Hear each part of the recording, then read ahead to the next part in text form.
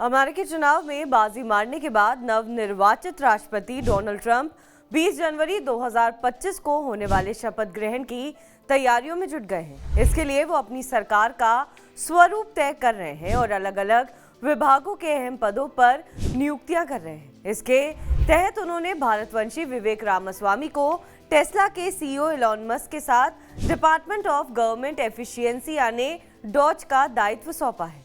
इनके अलावा भारतवंशीय तुलसी गबार्ड को नई राष्ट्रीय खुफिया निदेशक के पद पर नियुक्त किया है। इस तरह से धीरे धीरे वो अपनी कैबिनेट तैयार कर रहे हैं। आइए जान लेते हैं कि कैसे होती है अमेरिका की कैबिनेट, इसमें कितने डिपार्टमेंट होते हैं और ये क्या इससे जुड़े कायदे कानून होते हैं। अमेरिका में राष्ट्रपति विधायिका का प्रमुख होता है, वो केंद्र सरकार का अगवा और अमेरिकी सेनाओं के चीफ कमांडर की भी भूमिका निभाता है। इसके बाद उपराष्ट्रपति का पद होता है जो राष्ट्रपति का सपोर्ट करता है। अगर राष्ट्रपति अपनी भूमिका नहीं निभा पाते तो उपराष्ट्रपति को राष्ट्रपति की भूमिका सौंप दी जाती है। इसके बाद कैबिनेट के सदस्य होते हैं। इनमें उपराष्ट्रपति, प्रमुख विभागों के मुखिया और दूसरे उच्च पदस्थ अफसर शामिल होते हैं। भारत की तरह संयुक्त राज्य अमेरिका के संविधान में स्पष्ट तौर पर कैबिनेट की कोई व्यवस्था नहीं है। कैबिनेट की भूमिका में प्रमुख विभागों के मुखिया राष्ट्रपति के सलाहकार के रूप में निभाते हैं। इस कैबिनेट में शामिल प्रमुख विभागों के मुखिया के बहुमत से उपराष्ट्रपति के पास ये अधिकार होता है कि वो ये घोषित कर सके कि राष्ट्रपति अपनी शक्तियों और कर्तव्यों के निर्वहन में सक्षम नहीं है।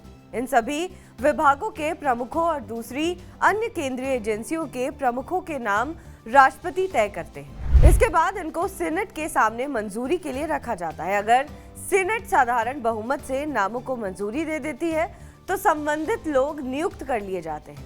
पहले ये लोग शपथ ग्रहण करते हैं और फिर अपना अपना कामकाज संभालते हैं। अगर सीनेट का सत्र नहीं चल रहा होता है तो राष्ट्रपति विभागों के कार्यकारी प्रमुख नियुक्त करते हैं। अपने कार्यकाल की शुरुआत में नवनिर्वाचित राष्ट्रपति ऐसा ही करते हैं। हालांकि उपराष्ट्रपति का चुनाव होता है, इसलिए उनकी नियुक्ति के लिए सीनेट की मंजूरी की जरूरत नहीं पड़ती है। ऐसे ही व्हाइट हाउस के चीफ ऑफ स्टाफ की नियुक्ति के लिए भी सीनेट की मंजूरी जरूरी नहीं होती।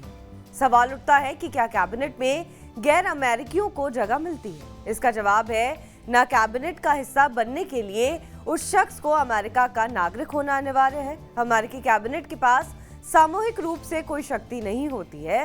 वो केवल राष्ट्रपति को सलाह देते हैं और अपने अपने विभागों से जुड़े फैसले ले सकते हैं। अमेरिकी कैबिनेट में 26 सदस्य होते हैं, जिनमें उपराष्ट्रपति, 15 विभागों के मुखिया और 10 कैबिनेट स्तर के अफसर शामिल होते हैं। कैबिनेट की बैठक के दौरान सभी विभागों के मुखिया अपने विभाग के गठन के आधार पर बैठते हैं, यानी जिस विभाग का गठन सबसे पहले हुआ है उसका मुखिया राष्ट्रपति के सबसे करीब बैठता है। जो विभाग एकदम नया होता है उसका मुखिया राष्ट्रपति से सबसे ज्यादा दूर होता है।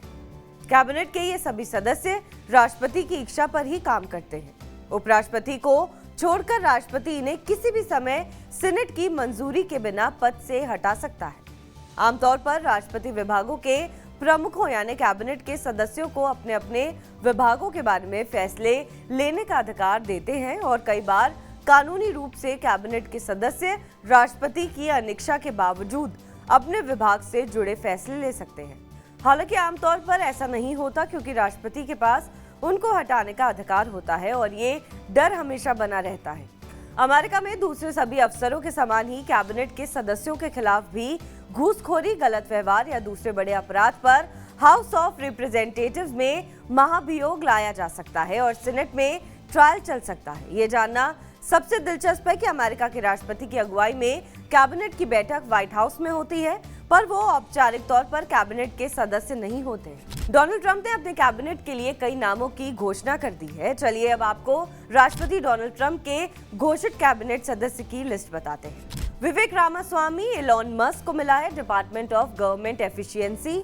सुशन विल्स को मिला है व्हाइट हाउस की चीफ स्टाफ। पीट हेम्सेट को मिला है रक्षा मंत्री।